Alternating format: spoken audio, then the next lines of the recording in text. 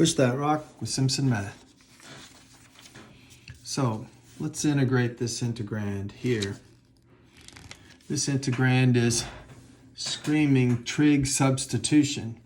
And what's screaming it is this constant squared. So whatever number here, you can think of it as a number squared. So this in particular case is 3 squared minus a variable squared. So the trig sub secret is that if you have a constant squared, there's 3 secrets, so 3 videos. Constant squared minus a variable squared, you let the variable equal the constant times sine. So we see in our paper 9 squared minus our integrand, 9 squared minus x squared. So we would say let the variable x equal the constant, the one that's squared, so that would be 3, times sine of theta. Now this is only going to work if we have a triangle to set up. So here we go. So we draw a right triangle. So it's a right triangle, we put a theta in there. And then the secret is to let the variable equal the constant times sine. Now I'm going to solve and get x over 3 equals sine of theta. So I solve for sine of theta. And that tells me that the opposite side is x and the hypotenuse is 3, because that's the definition of sine inside a right triangle like this. And then I can say, hey, this leg here, this leg squared plus this other leg squared has to equal the hypotenuse squared. So I have a leg squared is equal to 9 minus this x squared. That's a 9 minus x squared. And then I take the square root, and that's what this other leg is. 9 minus x squared. Now I'm going to need dx, okay? So I'm going to look here and get the derivative, the differential of x, not the derivative, but the differential of x, which is the derivative of this, 3 cos theta d theta. Okay, so I get the derivative times d theta is the differential x. Okay, now I'm ready to do look back at our problem. We have this square root over x. So I look back in this and I say, oh look, we have this over this. What is that? Oh, it's cotangent. Cotangent of theta would be the adjacent over the hypotenuse. So it's 9 minus square root of 9 minus x squared over x is cotangent. So I can replace this with cotangent of theta.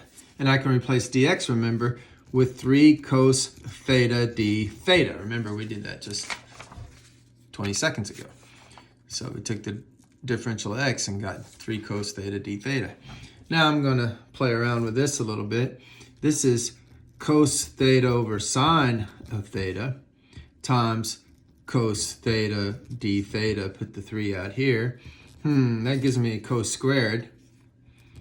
Cos squared theta over sine theta d theta. If I had the square in the denominator, I'd be tempted to use u sub, but I don't have the square in the denominator.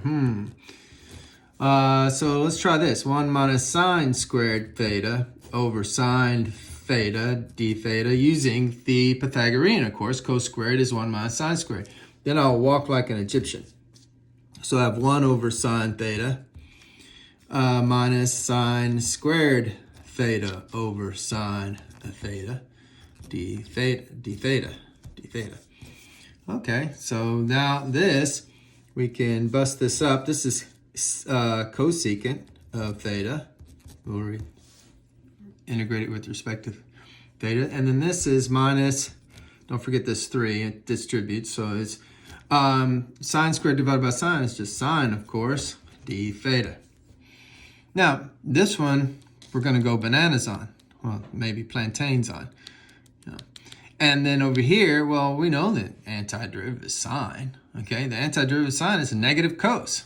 So we get, let's see, we're going to get, let's just copy it down again so don't make a transcription error.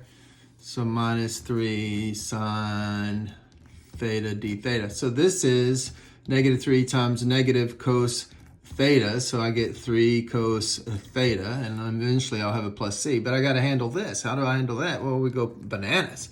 We multiply by a circus trick of 1. So in this case, I'm going to make it cosecant theta plus cotan theta. In the bottom, I'll put the same thing, but a different order. Cotan theta plus cosecant theta. That's a cotan theta. And then don't forget your d theta. It's there. Okay. So I had to squeeze that in. Now, notice in the numerator, I have cosecant squared. And I have cosecant times cotangent because that distributes. So I have cosecant squared theta plus cosecant theta cotangent theta all over this cotan theta plus cosecant theta, and we're integrating with respect to theta, and we won't forget that we have this plus 3 cos theta d theta. Oh, no, d theta went away. What am I saying? We already integrated. Plus 3k plus c. Okay, that's what I needed. Now, but we got to finish this, and the way to finish this is you just let, so I'm going to ignore this for right now. We're going to let u be the denominator. So u is cotan theta plus cosecant theta. Then that means du is negative cosecant squared theta, because you take the derivative of this, get negative cosecant squared, and then negative cosec theta cotan theta, and then you take the whole thing and you multiply by d theta. But I need a positive, so I'm going to multiply both sides by negative. So I get negative du is equal to exactly what I need over there. Cosec squared theta plus cosec theta cotan theta, and there's d theta. Okay? So the negative would distribute across this binomial. It'd be like having the negative over here, and then you distribute just that, and so this is still, the d theta still would be distributed. So it's setting this whole numerator.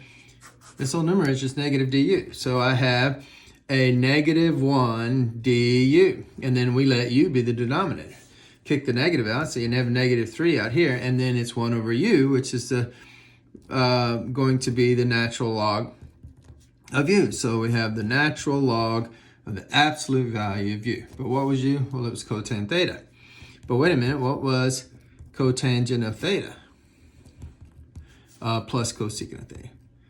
Well, you have to go back to your triangle. You have to go back to your triangle. So we pick back up our triangle, and we need cotangent. Well, we know what cotangent is. Okay, so that's easy. So we have the natural log of the absolute value of the square root of 9 minus x squared over x. That replaced cotangent theta. What was cosecant of theta? Well, cosecant is reciprocal sine. So sine is x over 3. Well, then cosecant is 3 over x. So I get 3 over x here. And don't forget we had the plus 3 cos theta and then a plus c. And there is the antiderivative of the integrand we started with. Math made simple. It's Simpson math.